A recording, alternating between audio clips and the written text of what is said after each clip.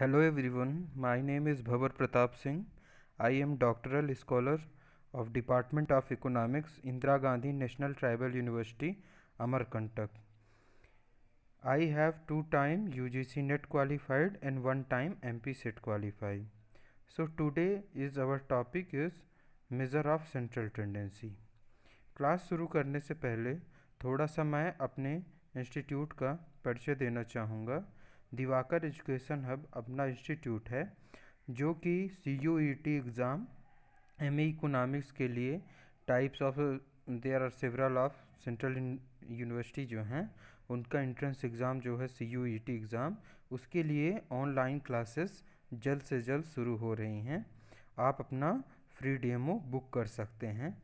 ये WhatsApp number दिया हुआ है 7310762592। इस पर आप कॉल या मैसेज करके आप अपना डेमो बुक कर सकते हैं।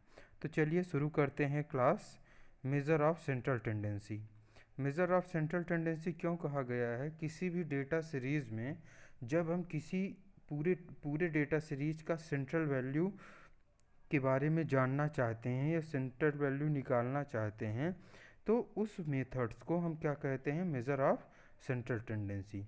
तो सेंट्रल टेंडेंसी के कई सारे मेज़र्स हैं, लेकिन सबसे जो मेन मेज़र्स है वो है मीन मीडियन मॉड, और जनरली यही पूछा जाता है।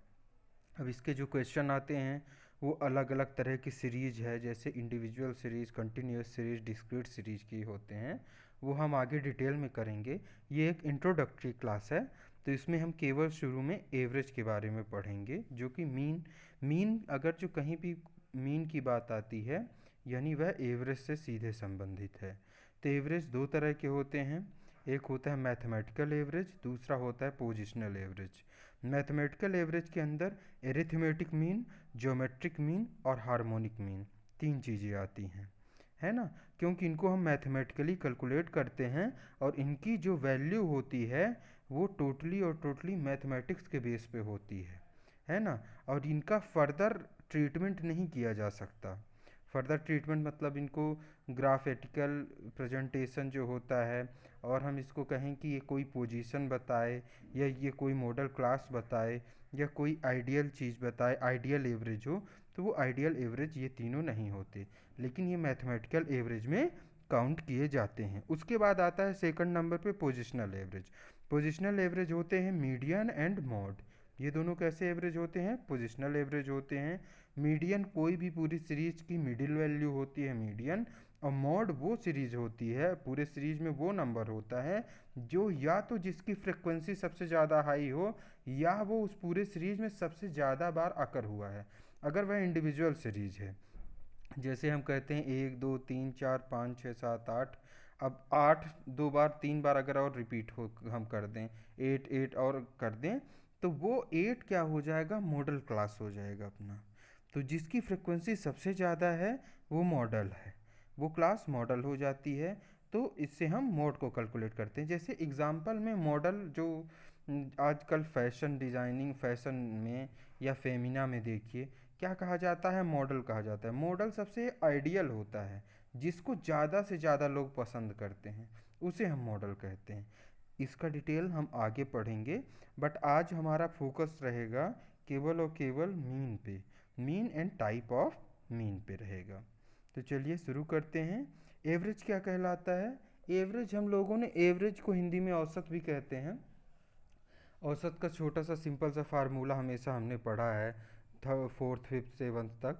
ये राशियों का योग बटे राशियों की संख्या, या sum of all the observation divided by number of observation, ये इसका फार्मूला होता है बेसिक सा। अब इसमें एवरेज में हम मैथमेटिकल एवरेज देखेंगे, arithmetic mean, geometric mean, harmonic mean. तो चलिए आगे देखते हैं हम एरिथमेटिक मीन क्या होता है। एरिथमेटिक मीन जनरली क्या होता है? एरिथमेटिक मीन, एरिथमेटिक मीन वो होता है, इसको जनरली क्या कहा जाता है? इस एरिथमेटिक मीन को जनरली मीन ही कहा जाता है। अब इसमें मीन में क्या रहता है? मीन में वही एवरेज का फार्मूला ही लगेगा, है ना? एवरेज का फार्मूला लगेगा, तो इसे जनरली मीन कहा जाता है, यानी सम divided by number, some divided by number, जब ये फार्मूला लगेगा तो इसे हम क्या कहेंगे, एरिथमेटिक मीन। एरिथमेटिक मीन क्या होता है, बार एक्स होता है, इससे हम डिनोट करते हैं इसको। इसके फीचर्स क्या हैं, it is based on all the observation, ठीक। और यह कैलकुलेटेड किया जाता है, इसकी वैल्यू और पोजीशन नहीं बताता है। ये क्या नहीं बताता है, पोजीशन नहीं बताता। दूसरी चीज़, एरिथमेटिक मीन की आप फर्दर अलजेब्रिक ट्रीटमेंट कर सकते हैं, ठीक। तो ये इसका बेसिक सा फीचर्स है। आगे देखते हैं, एरिथमेटिक मीन के कैलकुलेट करने के जो मेथड हैं, उन मेथड में हम देखते हैं डायरेक्ट मेथड। डायरेक्ट मेथड को कैसे कैलकुलेट करते हैं, summation of X upon N. ये एक्स क्या है, एक्स कोई भी सीरीज को हम क्या कह, क्लास को क्या कहते हैं, एक्स कहते हैं। क्या कहते हैं बेटा, क्लास को एक्स कहते हैं। जैसे 1 2 5 7 ये सब क्या हो गई, ये क्लास हो गई। फिर क्लास के बाद दूसरी लाइन आती है फ्रिक्वेंसी की, है ना। ये क्लास हो गया एक्स और ये हो गया फ्रिक्वेंसी, मान लीजिए 2 3 8 9 ऐसे करके क्या हो गई, फ्रिक्वेंसी की। फिर अगर जो ये डिस्क्रीट सीरीज का क्वेश्चन है तो फिर हम इसे एफ एक्स करके फिर F multiply by x, F x एक नया कॉलम बन जाएगा। इन दोनों को मल्टीप्लाई करके हम उसको निकाल लेंगे, ठीक। अब इसमें डायरेक्ट मेथड में देखेंगे, एक्स हम पता चल गया एक्स क्या है। एक्स हम देख रहे हैं इंडिविजुअल सीरीज का, ये फार्मूला है किसका है, इंडिविजुअल सीरीज का। इसमें 3 सीरीज होती हैं। इंडिविजुअल सीरीज मतलब जिसमें क्लास बस दी रही है ना, फ्रिक्वेंसी ना दी रहे, ये चीज़ नहीं रहे। फ्रिक्वेंसी ऐसे सीरीज में क्या रहता है, ऐसे सीरीज में फ्रिक्वेंसी नहीं दी रहती, केवल क्लास बस दी रहती, यानी ये वाला कॉलम आपका नहीं रहता, ना एफ एक्स का रहता ना एफ का रहता। तो ये फार्मूला तभी लगता है ना। तो इस कंडीशन में क्या होता है, इस कंडीशन में आपको केवल और केवल आपको क्या दी रहती है, आपको केवल और केवल क्लास दी रहती है, आपको वो नहीं दिया रहता, क्या बोलते हैं, फ्रिक्वेंसी नहीं दी रहती है ना। तो इस वाले मेथड में क्या रहता है, क्लास दी रहती, फ्रिक्वेंसी नहीं दी रहती। तो ये आपका अरिथमेटिक मीन एक्स बार क्या हुआ, अरिथमेटिक मीन या मीन, एक्स के ऊपर हम बार लगा देते हैं। और जब केवल और केवल प्लेन एक्स रहेगा ना, तो उसका मतलब क्या होगा, उसका मतलब तब क्लास होगा। क्या होगा उसका मतलब, उसका मतलब तब क्लास होगा, ठीक।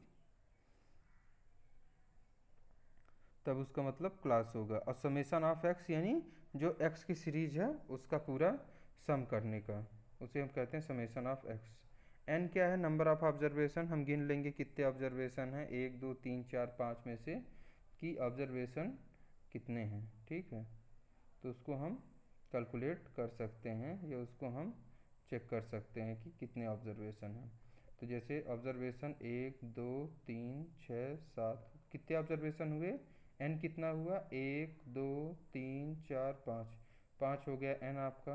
अब हम 1 2 3 3 3 6 6 6 12 12 7 15, तो इसका मीन क्या कैलकुलेट हो जाएगा इस सीरीज का, एक्स बार हो जाएगा 15/5, यानी 5 divide by 15 divide by 5, answer आ जाएगा आपका 3, ठीक। इस तरह से हम इंडिविजुअल सीरीज के क्वेश्चन करेंगे। आगे डिटेल में हम किसकी बात करेंगे, आगे डिटेल में हम बात करेंगे कंटिन्यूअस सीरीज की और डिस्क्रीट सीरीज की, ठीक। चलिए नेक्स्ट देखते हैं। फिर प्रॉपर्टीज़ अरिथमेटिक मीन की, अरिथमेटिक मीन की प्रॉपर्टीज़ क्या कहती है, अरिथमेटिक मीन की प्रॉपर्टीज़ ये कहती है जो सम ऑफ डेविएशन है अरिथमेटिक मीन का, वो हमेशा क्या होगा, 0 होगा। जो हम डेविएशन निकालते हैं उसका हमेशा वैल्यू क्या होगी, 0 होगी। क्योंकि कुछ डेविएशन आपके पॉजिटिव जाएंगे और कुछ डेविएशन आपके निगेटिव जाएंगे। क्योंकि हम ये किससे ले रहे हैं, हम मीन से ले रहे हैं। तो कुछ वैल्यूज़ पॉजिटिव रहेंगी, कुछ वैल्यू निगेटिव रहेंगी और टोटल होकर के वो क्या हो जाएंगी, 0 हो जाएगी। इसलिए sum of deviation arithmetic mean का हमेशा 0 रहता है। फिर sum of square deviation, sum of square deviation arithmetic mean का क्या रहता है, मिनिमम रहता है।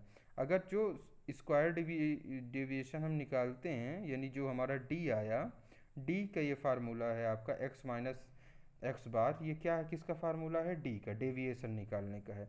अगर ये डेविएशन आपका कितना होता है, जितना भी आता है, अगर स्क्वायर इसका कर देते हैं, मान लीजिए डिवीज़न 2 आया तो इसका स्क्वायर कर दिए 4, तो टोटल सीरीज में और जो अगर हम और दूसरे मेथड से या मीन मीडियन मॉड या स्टैंडर्ड डेविएशन या मीन डेविएशन का मॉड निकालें या ऐसा कुछ हम निकालते हैं, तो उसमें जो हमारी वैल्यू आती है वो ये सम उसका क्या रहता है, सम ऑफ स्क्वायर डेविएशन क्या रहता है, वो मैक्सिमम रहता है, जबकि इसमें मिनिमम रहता है। क्लियर। चलिए आगे देखते हैं, ज्योमेट्रिक मीन पे आते हैं। अरिथमेटिक मीन अपना क्लियर, सीधा सिंपल सा है। जब कभी भी मीन निकालने को आए तो आपको क्या निकालना है, अरिथमेटिक मीन निकालना है। आपको फालतू दिमाग ज्योमेट्रिक मीन और उसमें नहीं निकालना है। और दूसरी सबसे इम्पोर्टेंट बात, आपको एक ही मेथड लेके चलना है, एक ही मेथड। जब तक क्वेश्चन में ये ना बोले, कभी कभी बाय रेयरली क्वेश्चन आता है स्टेप डेरिवेशन का, है ना। और जब ऐसे क्वेश्चन आते हैं तो ऑप्शन में आपको दूसरे क्वेश्चन भी रहते हैं, तो उसको भी आप कर सकते हैं। दूसरी बात यह है कि जब हमें छोटे क्वेश्चन एमसीक्यूज करने होते हैं तो डायरेक्ट मेथड सबसे बेस्ट है, क्योंकि उसमें ना तो कुछ हमें एज्यूम करना होता है, ना तो कुछ करना होता है। ज्योमेट्रिक मीन क्या है, चलिए इसको देख लेते हैं। Geometric mean is defined at nth root of product of all n value. n value क्या है, जितने नंबर होते हैं। जैसे मैं कोई एक सीरीज हो गई 2, 6, 7, 8 की, इसमें n कितना हो गया, n हमें इससे मतलब नहीं है कि ऑब्जर्वेशन कितने हैं। ये अरिथमेटिक मीन नहीं है कि हम इसमें sum of observation, number of observation देखेंगे, नहीं। इसमें हमको क्या देखना है, नंबर कितने हैं, नंबर गिनो, 1, 2, 3, 4, 4 नंबर हुए। तो n की वैल्यू कितनी आई, n की वैल्यू आ गई 4। क्लियर। n की वैल्यू कितनी है, 4 है। तो यहाँ पे जहाँ जहाँ n है उसकी वैल्यू क्या हो जाएगी, 4 हो जाएगी। तो बाहर आप 4 लिखेंगे, है ना, अंडर रूट ऐसे बना के 4। और फिर जितनी वैल्यू है x1, ये x1, x2, x3, x4, ये चारों वैल्यू अंदर आ जाएगी और इसको हम कैलकुलेट करके निकाल लेंगे। जैसे इसमें दिया है, if the two items of we can take the square root, the two items are their value under root 4 and under root 9, then geometric mean will be 4 into 9, और ये अंडर रूट यहाँ होना चाहिए था एक्चुअली, है ना, ऐसे दो वैल्यू हैं। तो यहाँ पे क्या हो जाएगा, अंडर रूट 2 बाहर रहेगा, यानी स्क्वायर रूट है ये, स्क्वायर रूट 4 मल्टीप्लाई बाई 9, तो 9 4 जा क्या आता है, 36। तो ये वैल्यू हो जाएगी अंडर रूट 36, तो आंसर आ जाएगा 6। क्लियर। चलिए नेक्स्ट देखते हैं। तो इतना हमारा हमने ज्योमेट्रिक मीन पढ़ा। हमारा एक टॉपिक और बचा है, कौन सा, हार्मोनिक मीन का, है ना। हार्मोनिक मीन देखेंगे। ज्योमेट्रिक मीन का ये उन्होंने कुछ बताया हुआ है कि जब 3 डिजिट होती हैं तो यहाँ पे क्यूब रूट हमें निकालना होता है। 4 डिजिट होगा तो 4th रूट, 5 डिजिट होगा तो 5th रूट। तो ऐसे ही जितने डिजिट बढ़ते चले जाएंगे, यानी सीरीज जितनी लंबी होगी, यानी एक्स जितने ज़्यादा होंगे, एक्स यानी क्लास जितनी ज़्यादा होगी, उतनी बड़ी सीरीज बनती चली जाएगी। और दूसरी चीज़ ये है कि इसका एक छोटा सा मैं बता दूं आपको कोड तीनों का, है ना।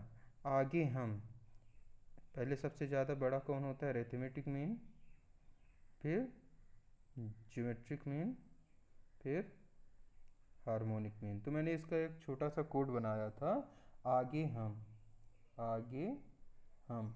ये अक्सर क्वेश्चन पूछ लेता है एमसीक्यूज में, आगे पीछे करके। तो आगे हम यानी अरिथमेटिक मीन सबसे आगे रहेगा, यानी सबसे बड़ा रहेगा, फिर उसके बाद ज्योमेट्रिक मीन आएगा, फिर उसके बाद आपका हार्मोनिक मीन आएगा। क्लियर। तो ये हमेशा याद रखेंगे।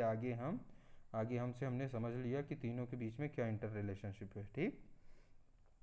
अब हम थोड़ा सा देख लेते हैं हार्मोनिक मीन के बारे में, फिर उसके बाद अगली क्लास में हम और दूसरी चीज़ें डिस्कस करेंगे। हार्मोनिक मीन क्या होता है बॉस, हार्मोनिक मीन रेसिप्रोकल होता है। किसका रेसिप्रोकल होता है, जो nth सीरीज़ है ना। जैसे हर एक चीज़ में हम x को ऊपर लिखते थे ना, x हमेशा ऊपर आता था, इसमें x नीचे आएगा, बस और कुछ नहीं है।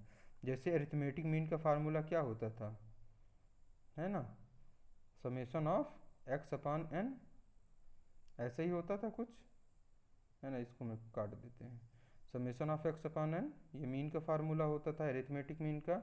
हार्मोनिक में उसका जस्ट उल्टा हो जाएगा, रेसिप्रोकल हो जाएगा, n ऊपर चला जाएगा। तो ये देखिए n नीचे से ऊपर चला गया है और x नीचे आ गई है, और x की वैल्यू किस में रहेगी, फ्रैक्शन में रहेगी, n upon 1 upon x1 plus x2 जैसे n अपान 1 अपान x1 प्लस 1 अपान x2 प्लस 1 अपान x3 ऐसे बढ़ता चला जाएगा। ठीक है, तो ऐसे ये, और ये कितनी बढ़ती, ये nth का मतलब क्या होता है, ये डॉट डॉट करके जो nth लिखा रहता है, इसका मतलब ये होता है कि ये जो सीरीज़ है ये कितनी बड़ी भी हो सकती है। क्वेश्चन के ऊपर डिपेंड करता है। अगर जो उन्होंने x की क्लास में केवल 3 डिजिट दी, जैसे 2 3 5 दे दिया, तो आपकी क्लास क्या होगी, क्लास के कौन से सीरीज हो गए, 2 3 5, यानी 2 3 5 दिया तो केवल 3 हुए, n की वैल्यू क्या हो गई 3। अब ये फार्मूले में इसलिए लिखा रहता है कि ये डिजिट कितनी बड़ी भी हो सकती है, इसलिए ये प्लस प्लस 1 एक्स एन कर देते हैं। ठीक, harmonic mean can be computed in the series with any number of the negative value, thus the harmonic mean of the value -5 and -10 will be. अच्छा, एक चीज़ और है कि हार्मोनिक मीन की निगेटिव वैल्यू भी काउंट होती हैं जनरली, और क्वेश्चन में ऐसे आते नहीं हैं, पर अगर जो ये प्रॉपर्टीज़ हार्मोनिक मीन की है तो इसको अगर जो हम देखते हैं तो हम इसको समझ लेंगे कि हार्मोनिक मीन की जो वैल्यूज़ है वो निगेटिवली भी काउंट होती है ना।